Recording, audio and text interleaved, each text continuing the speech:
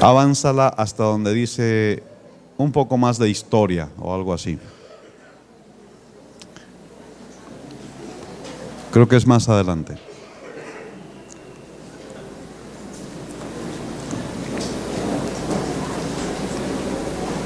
Más.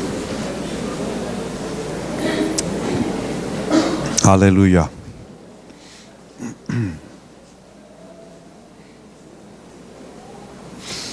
Bastante más.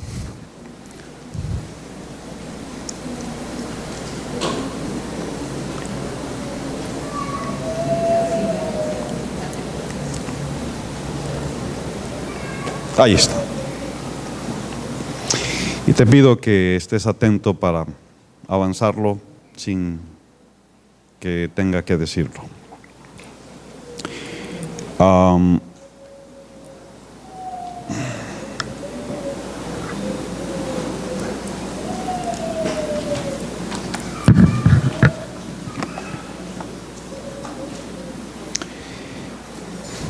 Este tema de la restauración de las puertas de Jerusalén es un tema que me ha apasionado. No es la primera vez que lo comparto, sin embargo, cada vez, y esta vez especialmente, he encontrado una riqueza muy profunda en esta enseñanza. Cada cosa que hay en la Escritura, cada cosa que hay en la Escritura tiene una riqueza, una profunda riqueza cuando podemos nosotros extraerla con la ayuda del Espíritu Santo, que puede bendecir tanto nuestras vidas. Hemos hablado ya de este proceso de restauración en general y hemos avanzado por las primeras dos puertas que fueron restauradas, que fue la puerta de las ovejas y la puerta del pescado.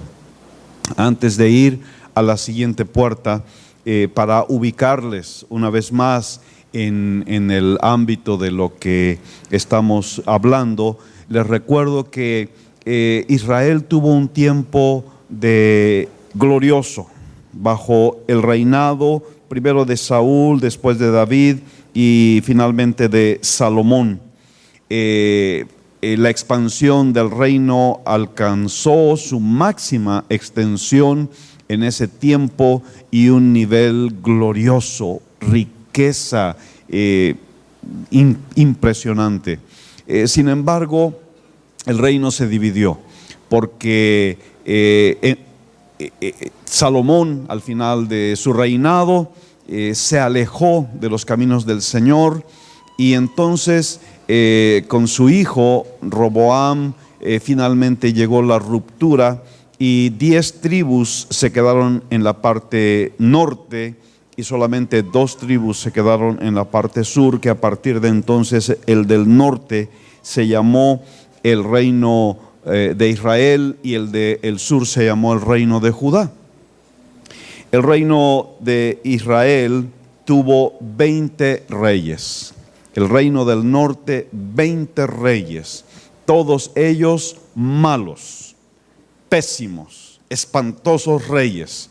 Ellos rechazaron el reinado de la descendencia de David y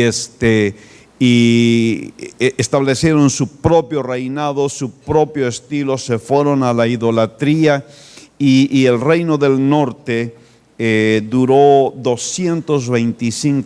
21 años en existencia, hasta que fue conquistado y completamente desarraigado de su tierra por el imperio asirio. El reino del sur, aquí estamos viendo la extensión del imperio asirio. Toda la zona verde nos muestra el poderío tremendo que alcanzó esta nación. Ahí no se distingue mucho por los colores, pero hay una lagunita en medio de lo verde que está allí, el reino de Judá. El reino de Judá nunca fue conquistado por el imperio asirio. Después de que el reino del norte fue completamente arrasado y deportado, y nunca más volvió a existir el reino del norte. En el sur, el reino de Judá permaneció 134 años más. Cuando cuando Asiria terminó con el reino del norte, en el reino del sur estaba gobernando Ezequías, y Ezequías empezó a hacer preparativos muy importantes. Reforzó las murallas, puso nuevas secciones de murallas, y se preparó con provisión de agua para la ciudad. Y cuando el ejército asirio llegó para atacar a Jerusalén, una intervención divina evitó la caída de Jerusalén. La Biblia dice que un ángel mató a 180,000 de los guerreros asirios, y Jerusalén no cayó. En total, el reino de Judá sobrevivió 355 años, hasta que finalmente el reino de Babilonia lo conquistó. Y en 3 etapas fueron llevados cautivos por el imperio babilónico. El imperio asirio concluyó, Babilonia lo derrotó, y entonces el nuevo imperio babilónico, que llegó a tener una extensión no tan grande como la del imperio asirio, pero que fue muy importante también, este sí conquistó la totalidad de Israel y Judá. Una cosa interesante que quería hacerles notar: el reino dividido desde Salomón hasta la caída de Jerusalén transcurrieron 355 años. Y yo me gusta poner las cosas en contexto. ¿Cuántos son 355 años? Para que tengamos una idea y podamos compararlo. México independiente tiene ¿cuántos años? 205 años casi, de México independiente. 205 años. El reino dividido duró 355, y si le sumamos los 120 años de la época de oro, desde Saúl hasta la caída de Jerusalén, entonces eso nos da un total de 495 años. Es decir, desde la independencia. Desde la conquista prácticamente, desde la conquista, más o menos sería contando desde 1540 hasta el día de hoy de la existencia de México. Eso equivale el tiempo desde Saúl hasta la caída de Jerusalén. Entonces lo que quiero que noten es que es un tiempo más que suficiente para que el reino haya crecido y haya alcanzado niveles muy, muy impresionantes, pero que sin embargo, por causa del pecado y de la desobediencia, primero el reino del norte fue conquistado por el imperio asirio, y después el reino del sur por el imperio babilónico. Cada uno de ellos alcanzaron niveles de capacidad militar muy poderosas, y también de avances. Ese es una de las puertas de la ciudad de Babilonia, que se encuentra reconstruida en un museo en Alemania. Babilonia llegó a ser una ciudad impresionante, y allá en un botón se encontró esa representación del rey Nabucodonosor que la Biblia menciona. Entonces estamos allí ubicados en el reino del sur. Mientras Ezequías gobernaba, fue cuando el reino de Israel fue conquistado y destruido, y Ezequías fue un rey muy bueno. En el sur gobernaron los descendientes de David, todos excepto una mujer.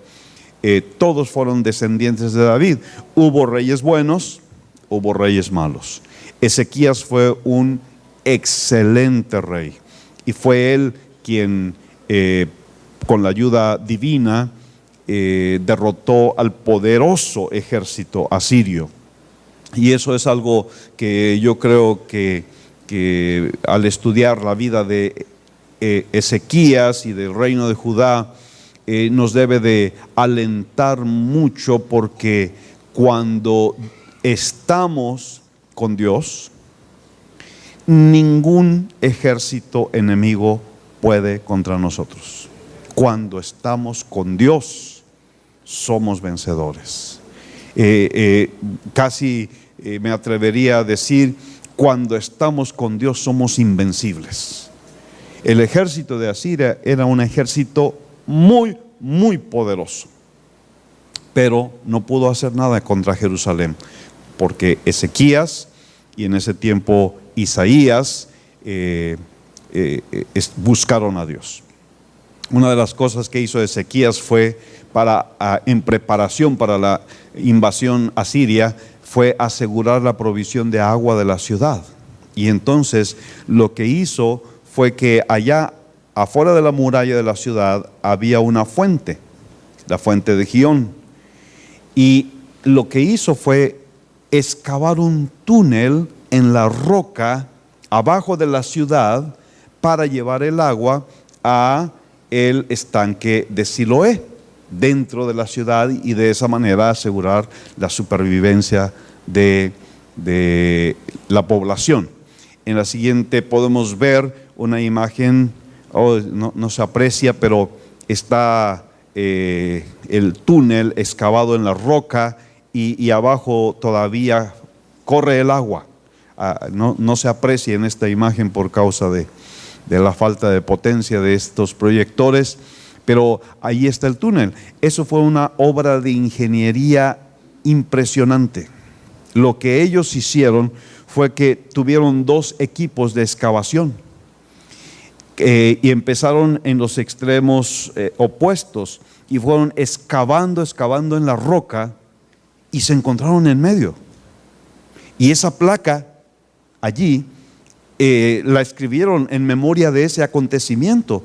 Dice que estaban los excavadores picando la roca y oyeron que del otro lado estaba el otro equipo, y allí se abrió el túnel abajo de la ciudad. Era algo impresionante, y esto lo hizo Ezequías. La Biblia lo menciona para salvaguardar la ciudad de la invasión asiria. Muy bien. Entonces tenemos allí que en este tiempo, después de Ezequías, lamentablemente su hijo fue el peor rey de Judá, que fue Manasés. Y luego vino a todos los que puse de color rojo allá, fueron malos reyes. Ahí se me movió, disculpas por eso. Sedequías debe estar allá al final. Se recorrieron de alguna manera por la ¿cómo se llama? La resolución diferente de la computadora. Pero después de Ezequías viene Manasés, Manasés, Amón, Josías, Joacás, Joacim, Joaquín y finalmente Sedequías. Todos los que están de color rojo fueron pésimos reyes, excepto Josías. Durante el reinado de Josías hubo el último avivamiento en el pueblo de Judá, y fue durante el reinado de Joacim, Joaquín y Sedequías, los tres últimos, que el ejército babilónico vino para atacar a Jerusalén y los derrotaron y los llevaron cautivos en tres etapas. Primero bajo Joacim, después bajo Joaquín, que nada más reinó 90 días, fue la segunda deportación, y finalmente bajo Sedequías, que Sedequías era un rey títere que el ejército babilónico había puesto, pero se rebeló y se quiso aliar con Egipto para hacer frente al ejército babilónico. Pero cuando oyó eso, Nabucodonosor dijo: ya me colmaron el plato, y entonces fue y destruyó completamente Jerusalén. Ahí están las fechas. La primera, 700 algo, es la fecha en que el pueblo de Israel fue deportado a Asiria. En el 605 ocurrió la primera deportación, y en el 586 antes de Cristo fue la destrucción de Jerusalén, la destrucción del muro y la destrucción de las puertas. Después de mucho tiempo de sitio, el rey Sedequías, viendo que ya estaban los babilonios entrando a la ciudad por haber derribado una parte del muro, se salió huyendo por una de las puertas, pero él fue capturado, y su fin fue muy lamentable.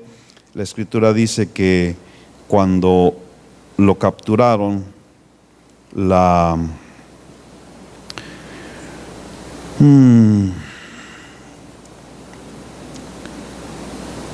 dice que lo llevaron delante del rey de Babilonia, degollaron a sus hijos en su presencia, y a Sedequías le sacaron los ojos y lo llevaron atado con cadenas a Babilonia. Ese fue el fin terrible de Sedequías. La ciudad había sido sitiada por mucho tiempo por el ejército babilónico, y la descripción que hace Lamentaciones acerca de lo que estaba pasando allí cuando ellos estaban sufriendo este asedio es terrible. Lamentaciones dice: la lengua del niño de pecho se pegó a su paladar por la sed. Esta es la descripción de lo que está pasando allí. Los pequeñuelos pidieron pan y no hubo quien se los repartiese. Los que comían delicadamente fueron asolados en las calles. Los que se criaron entre púrpura se abrazaron a los estercoleros. A esa situación llegó la población de Jerusalén. Más adelante dice, y esto es el profeta Jeremías que ministró en ese tiempo: más dichosos fueron los muertos a espada que los muertos por el hambre, porque estos murieron poco a poco por falta de los frutos de la tierra. Las manos de mujeres piadosas cocieron a sus hijos, sus propios hijos les sirvieron de comida en el día del quebrantamiento de la hija de mi pueblo. Guau, y 80,000 veces más guau. Qué juicio tan terrible vino sobre la ciudad de Jerusalén.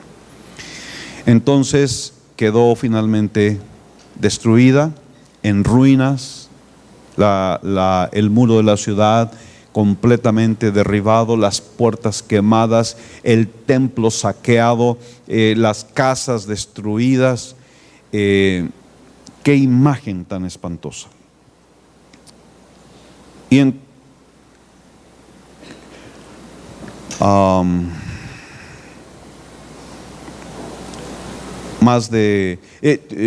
transcurrieron 70 años de cautividad a partir de la primera deportación, y luego empezaron a retornar, primero con Esdras y muchos años después con Nehemías, que es quien empezó la restauración del muro y del templo. Y aquí entonces vamos a volver a la restauración de las puertas, y esta es la tercera, se llama la puerta vieja. Nehemías 3:6 dice: la puerta vieja fue restaurada por Joiada, hijo de Pasea, y Mesulam, hijo de Besodías. Ellos la enmaderaron y levantaron sus puertas con sus cerraduras y cerrojos. Hay una enseñanza muy profunda, muy hermosa en la restauración de la puerta vieja. Uno de los personajes que aquí interviene es Joiada. Este nombre significa conocido de Jehová. En la historia del pueblo de Israel hay varios personajes que llevan este nombre. Uno de los más remarcables es el sumo sacerdote en el tiempo del reinado de Ocosías. Joiada, el sumo sacerdote, en el tiempo del reinado de Ocosías, estaba casado con la hija del rey. Era el yerno del rey. Pero ese fue un tiempo terrible para el pueblo de Israel, para el reino de Judá específicamente.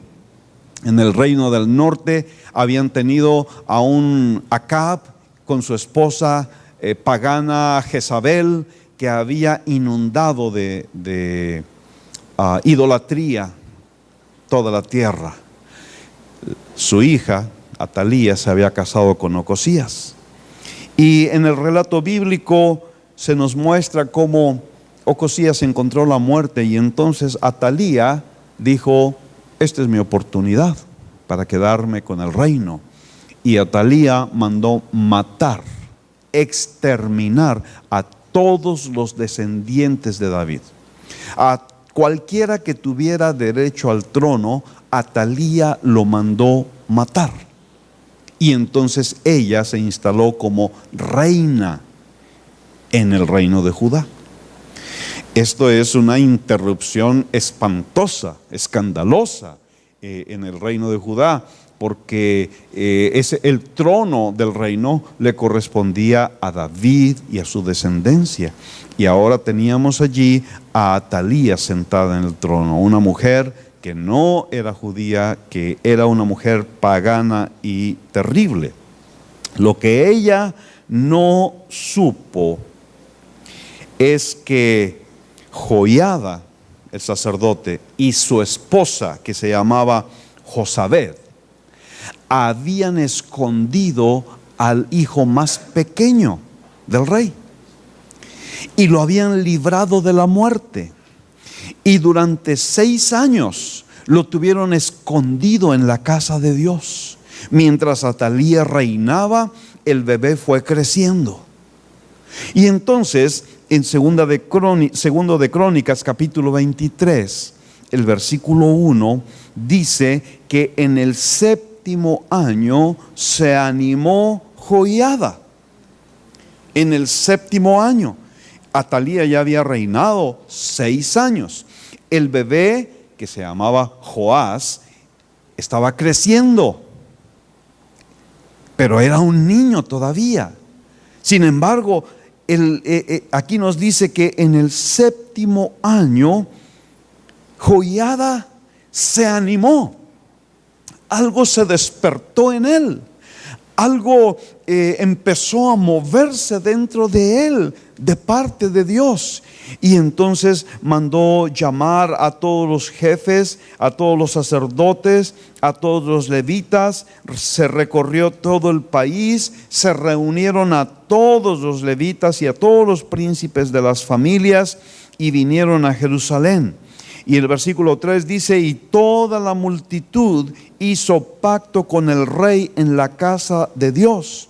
Y Joiada les dijo: he aquí el hijo del rey, el cual reinará como Jehová ha dicho respecto de los hijos de David.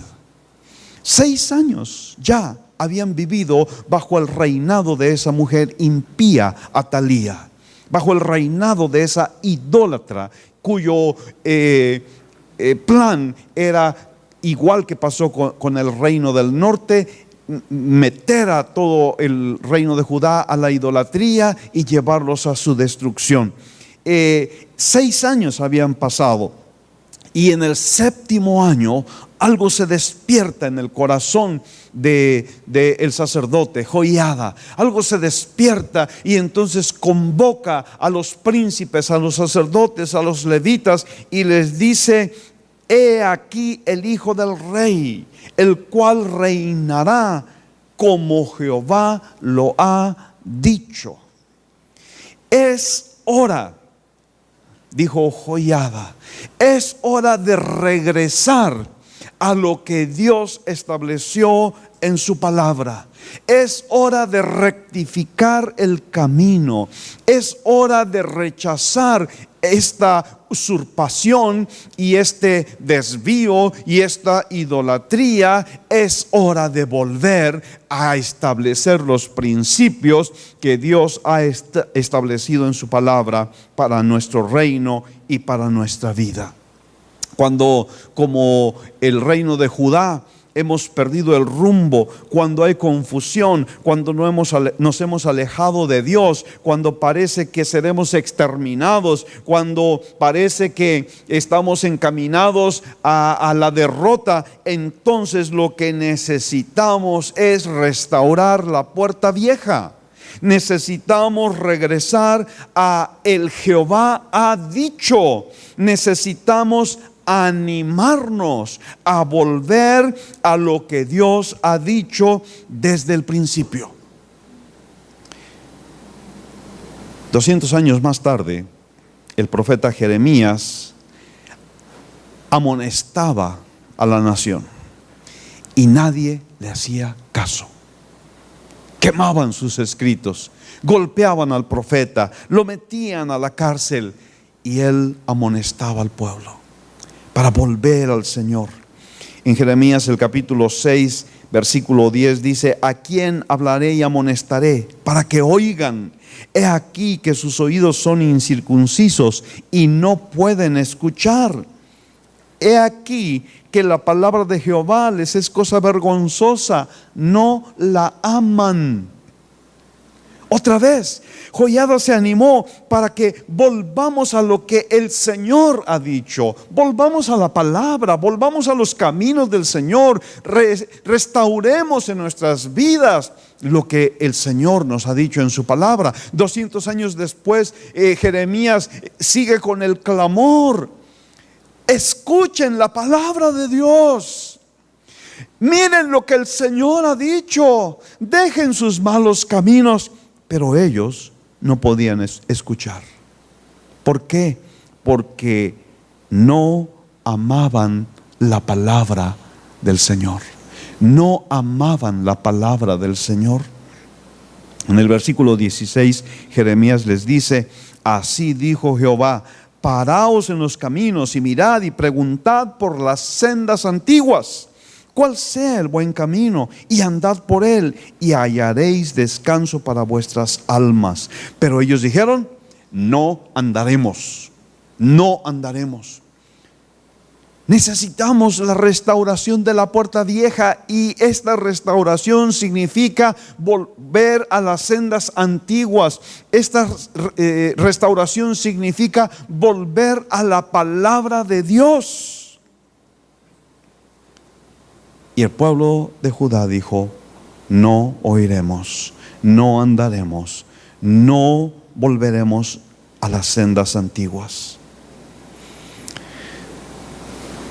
Recorremos la historia y vamos a 120 años antes de Joiada, y nos encontramos a David cuando él estaba intentando llevar el arca de regreso a Jerusalén.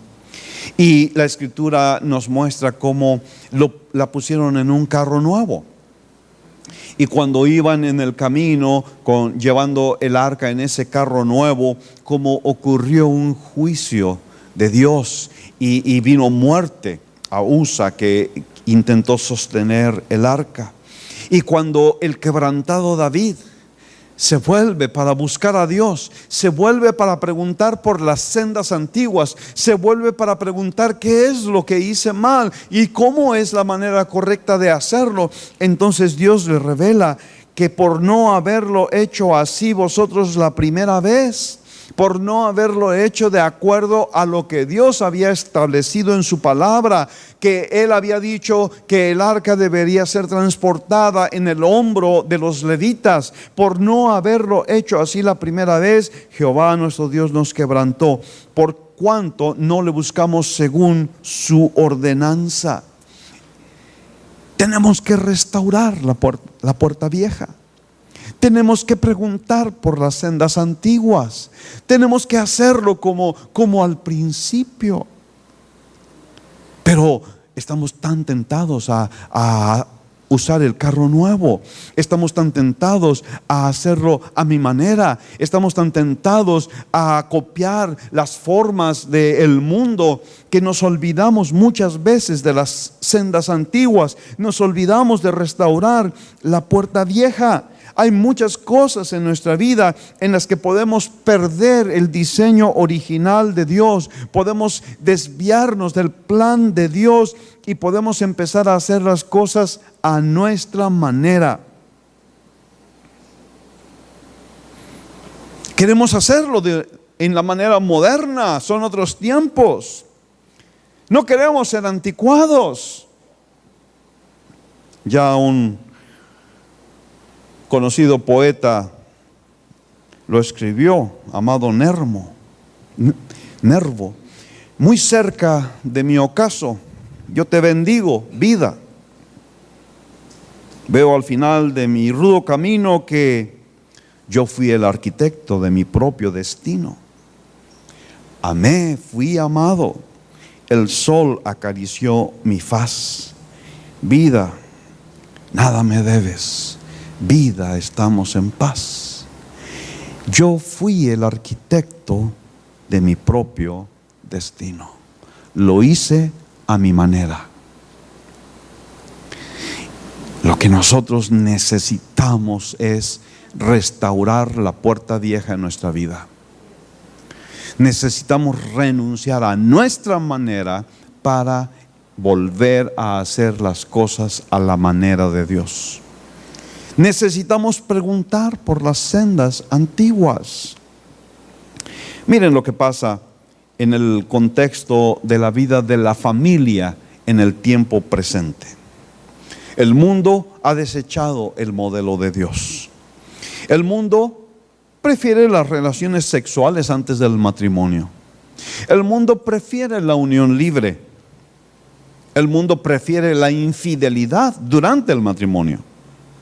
El mundo prefiere el divorcio por cualquier motivo. Uno de los más socorridos es que pues ya se acabó el amor, ya no nos amamos, más vale que cada quien vaya por su propio camino. Pero el diseño de Dios no es así. Cuando se acercaron al Señor Jesucristo y le preguntaron acerca del matrimonio y acerca del divorcio, el Señor Jesucristo les contestó: bueno, está permitido entre ustedes el divorcio. Moisés se los permitió, pero les dijo: mas al principio no era así.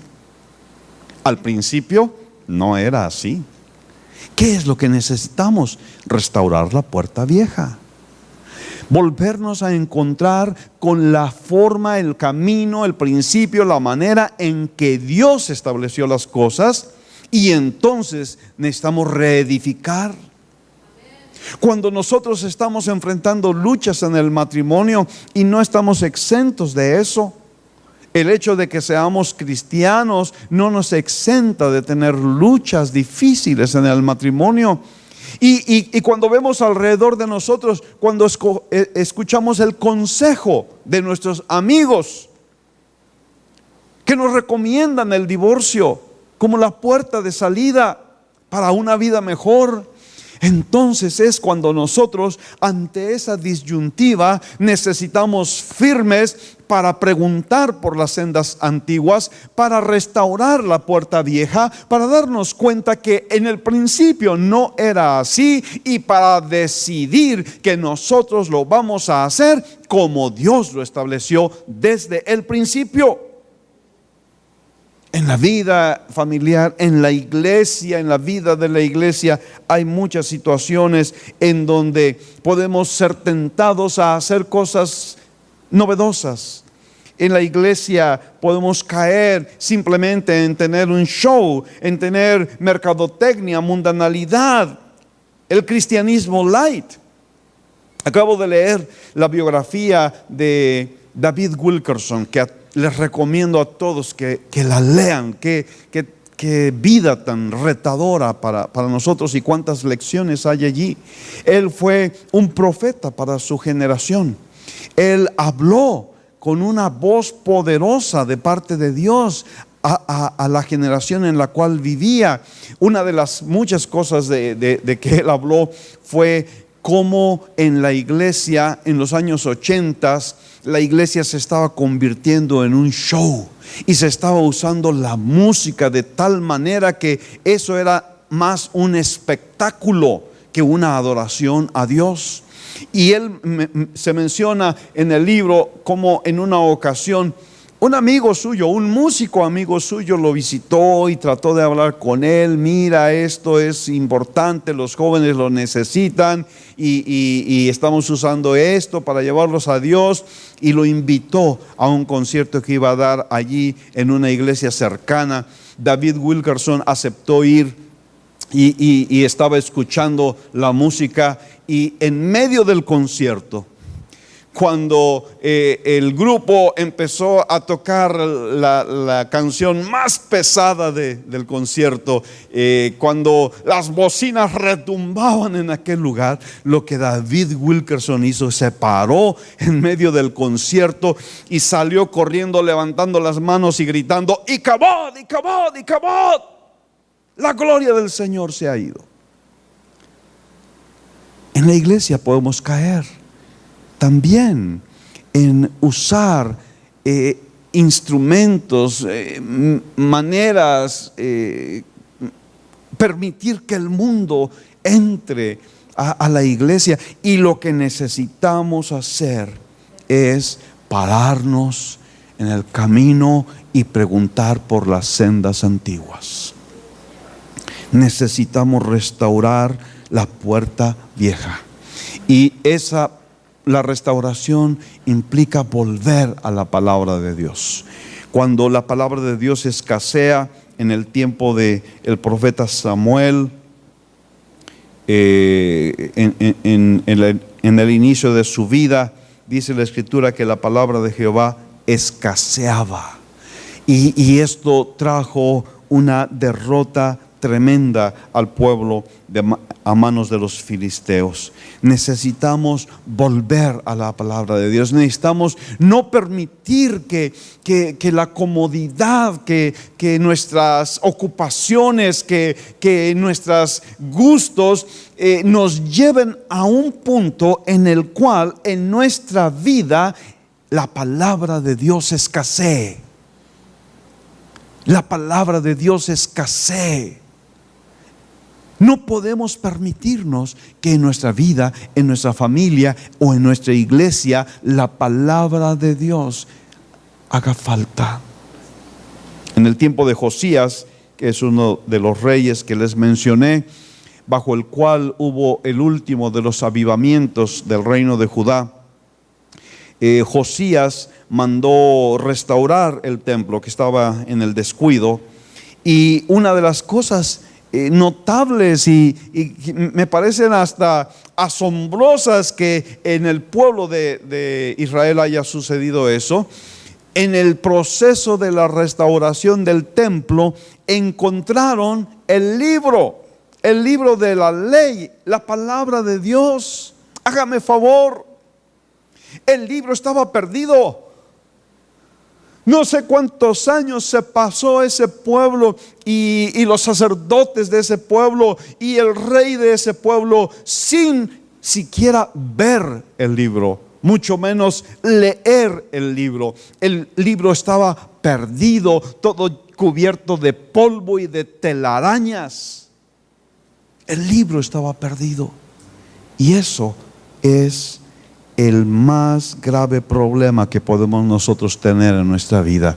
Necesitamos la restauración de la puerta vieja.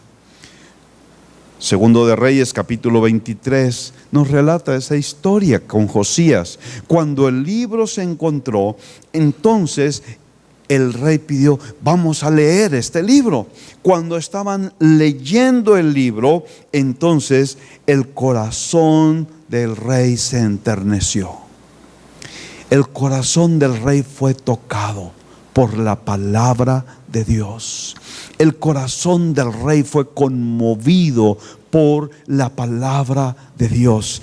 Y entonces destruyó los ídolos y celebró la Pascua como no se había celebrado en muchos años. Mis hermanos, esto es lo que necesitamos. Esto es la clave para tener una vida cristiana plena, satisfactoria, victoriosa. Necesitamos tener una experiencia como la de Josías. Necesitamos reencontrar el libro. Necesitamos permitir que ese libro toque nuestro corazón. Necesitamos tenerlo, no es suficiente con eso. Necesitamos leerlo y no es suficiente con eso. Necesitamos permitir que ese libro toque nuestro corazón de tal manera que sea movido para hacer cambios en nuestra vida. Mis hermanos, yo estaría perdiendo lastimosamente el tiempo invirtiendo mis horas en preparar sermones y en venir y en predicarles si la palabra de Dios no está obrando cambios en sus vidas. No vale la pena, no tiene sentido. Necesitamos, como Josías, permitir que la palabra de Dios toque nuestro corazón, haga enternecer nuestro corazón hasta las lágrimas. Pero no terminar allí en un emocionalismo momentáneo, sino que entonces nos levantemos para hacer cambios en nuestra vida, para derribar todo ídolo en nuestra vida. Y luego para celebrar la Pascua, para tener un reencuentro con el Señor.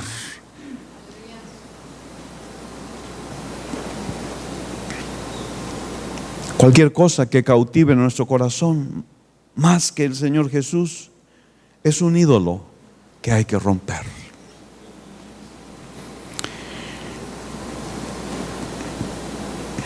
Regreso a Joiada.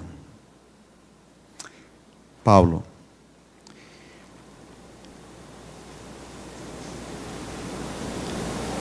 El sacerdote que había librado a Joás de la muerte, ahora lo sacó del templo.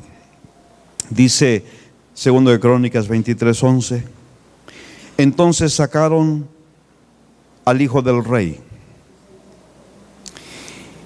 y le pusieron la corona y el testimonio y lo proclamaron rey. Y Joiada y sus hijos lo ungieron diciendo: ¡viva el rey! ¡Viva el rey! Es hora de que el trono regrese a la descendencia de David. El trono ha sido usurpado por Atalía. Es hora de que el trono regrese a que uno de los descendientes de David se siente en el trono. ¿Por qué? Porque eso es lo que dijo el Señor. Así tenía que ser. Y entonces cuando sacan a aquel niño, le ponen la corona, lo ungen y empiezan los gritos y la alegría en todo Jerusalén. ¡Viva el rey! ¡Viva el rey! ¡Viva el rey! La restauración de la puerta vieja requiere que tú y yo volvamos a permitir que el Hijo de David se siente en el trono de nuestro corazón. Yo quiero recordarte quiero que vayas conmigo en el túnel del tiempo y que recuerdes los primeros días cuando tú conociste a Cristo. Quiero que recuerdes aquellos días o meses o años en donde después de conocer a Cristo, tú como Pablo te pusiste de rodillas y le dijiste: Señor, ¿qué quieres que haga? Quiero recordarte aquellos años y aquellos tiempos en que Cristo era el Señor en tu vida y que tú estabas siempre hambriento y dispuesto de recibir la instrucción del Señor para hacer lo que Dios te pedía. Y luego el tiempo pasó y las cosas tomaron su lugar. Tenías otras cosas a que dedicarte, otras prioridades que atender, y el Señor dejó de estar sentado en el trono de tu corazón. Hoy es el día en que Dios te llama a restaurar la puerta vieja. Hoy es el día en que el Señor te llama a que permitas que Cristo Jesús se vuelva a sentar en el trono de tu corazón, en el trono de tu hogar. Hoy es el día que tú puedas verlo allí sentado, y entonces desde el fondo de tu corazón empieces a gritar: ¡viva el Rey! ¡Viva el Rey!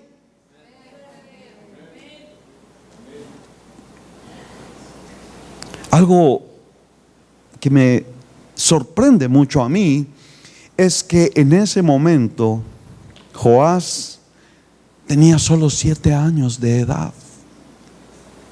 7 años de edad. La corona le ha de haber quedado grande.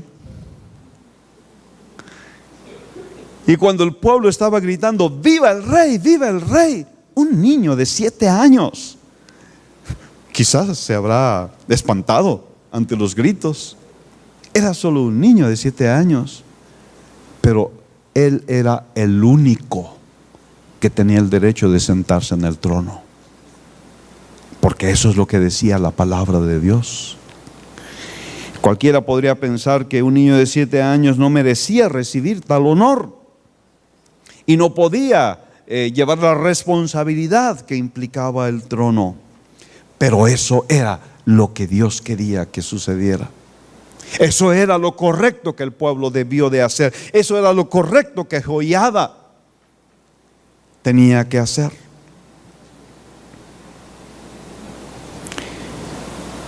Y quiero darle una aplicación muy práctica a esto en tu vida.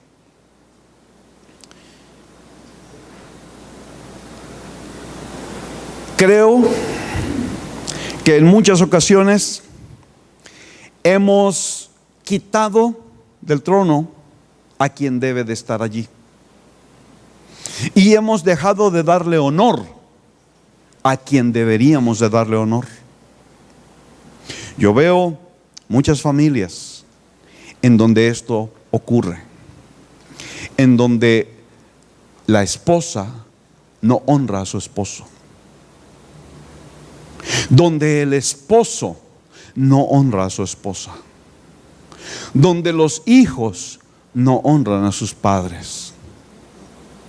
Ocurre en las iglesias también, cuando la iglesia no honra a su pastor, a su líder. Y entonces quiero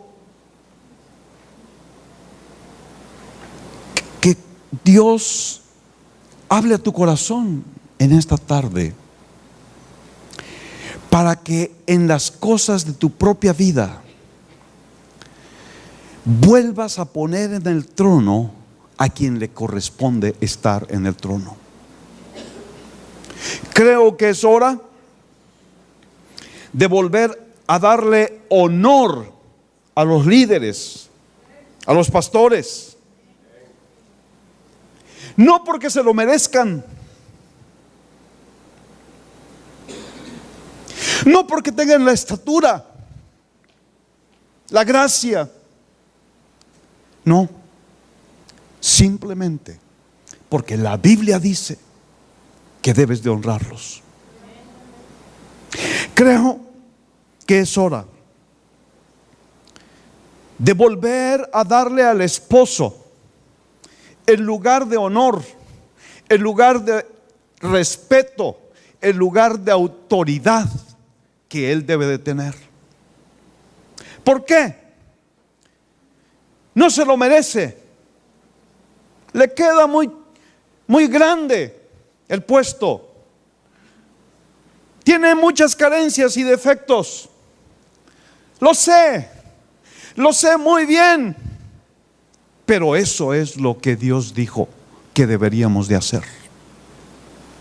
Cuando una esposa no honra a su esposo, cuando una esposa le gritonea a su marido, cuando una esposa hace alianza con sus hijos para desobedecer a su esposo, lo está quitando del trono que Dios le dio. Y es la hora de volverlo al trono, porque eso es lo que Dios ha establecido. ¿Cuántas veces vemos muchas familias en una situación tan difícil? ¿Por qué? Porque el esposo no le está dando el lugar de honor que su esposa debe de tener. Les mencioné hace un rato de la lección impresionante que nos dio Richard Tyson. Le pedimos que nos hablara acerca del matrimonio. Y este hombre viejo se paró allí y nos dijo: yo les quiero decir cuál es la clave, cuál es el secreto de tener un matrimonio exitoso, bendecido, fuerte, victorioso. Él dijo: yo aprendí, como la Biblia lo enseña, que yo debo de honrar a mi esposa. Yo debo de levantar a mi esposa. Y entonces yo he hecho esto y esto y esto y esto para honrar a mi esposa. Cada día yo le digo: mi amor, ¿cómo le agradezco a Dios por haberme permitido casarme contigo? Hasta el día de hoy, y deben de tener por lo menos 60 años de casados, nos dijo él, hasta el día de hoy siempre yo le abro la puerta del coche a mi esposa. Porque yo quiero que ella se sienta especial, porque yo quiero que ella se sienta honrada, porque yo quiero que ella se sienta bendecida y amada hasta el día de hoy. Y nos dijo tantas y tantas cosas, una media hora. Y si allí se hubiera acabado todo, yo y no sé cuántos más hubiéramos dicho un sermón más, una enseñanza más, bonita teoría, pero llevar eso a la práctica está difícil. Honrar de esa manera a tu esposa. Él dijo: cuando tú honras de esa manera a tu esposa, ella te honra a ti y tu matrimonio es fuerte. Y entonces dijo: ahora le voy a permitir a mi esposa que ella comparta lo que Dios haya puesto en su corazón. Y aquella ancianita agarró el micrófono, temblándole la mano un poco, porque dijo: discúlpenme, yo no estoy acostumbrada a hablar en público. Pero agarró el micrófono y dijo: lo primero que yo les quiero decir es que lo que acaba de decir mi esposo, todo es verdad. Todo es verdad. Todos estallamos en un aplauso en ese momento, porque no era nada más teoría, era realidad. Cuando nosotros ponemos en el trono a quien debe de estar allí, entonces la puerta vieja es restaurada y nosotros somos bendecidos. Es hora de darle a la esposa el lugar de honor que Dios le ha dado. ¿Cuántos esposos se la pasan menospreciando y haciendo a un lado a su esposa? Es hora en el hogar de darle a nuestros padres el lugar de honor que Dios les ha dado. Los hemos quitado del trono, los hemos menospreciado, Hemos dicho esos viejos anticuados. Hemos dicho qué estúpidos son. Ni siquiera tienen derecho de reclamarme. Ni siquiera tienen derecho de decirme lo que debo de hacer o lo que no debo de hacer. Pero esta es la hora de restaurar la puerta vieja. Hijos, ustedes me pueden decir: pero es que mi padre es un tonto, es que mi madre es esto, es que tienen estas carencias, es que la corona les queda demasiado grande. Sí, es cierto. Pero Dios dice que tú debes de honrarlos. Eso es lo correcto. Debes de honrarlos. Es la hora de restaurar la puerta vieja en nuestras vidas. Después de haber coronado a Joás y después de que Atalía fue muerta, en el versículo 16 dice la escritura que Joiada, es segundo de Crónicas 23:16.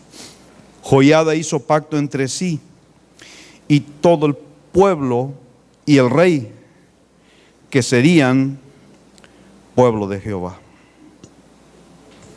Y empezó a poner las cosas en orden. La renovación del pacto. El pueblo de Judá se había olvidado de Dios. Se había alejado de Dios. Se había enfriado.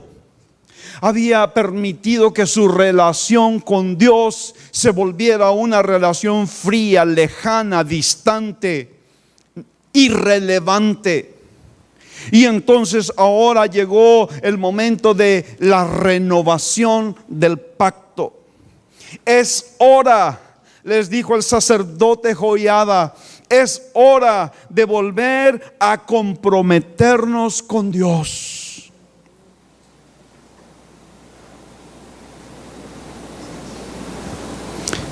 En el capítulo 2 de Apocalipsis está el mensaje a la iglesia de Éfeso.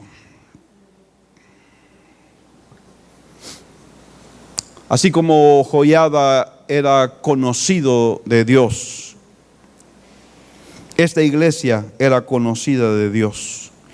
En el versículo 2 le dice: yo conozco tus obras, tu arduo trabajo y paciencia, que no soportas a los malos. Yo conozco tus obras. Has sufrido y has tenido paciencia.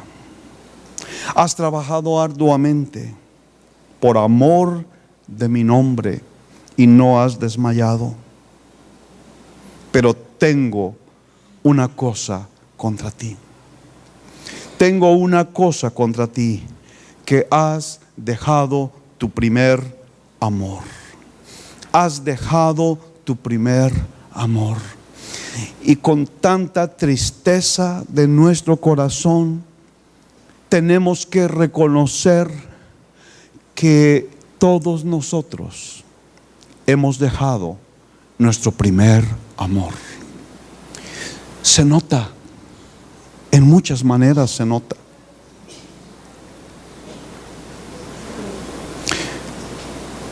Me permito honrar en este momento a dos hermosas parejas de la iglesia, Jesús e Irán. Están en su primer amor. Si les digo, hay clase a las 10 del domingo, ellos están aquí. Y hay ensayo el sábado, ellos están aquí. Y hay clase el miércoles, ellos están aquí. Los honro.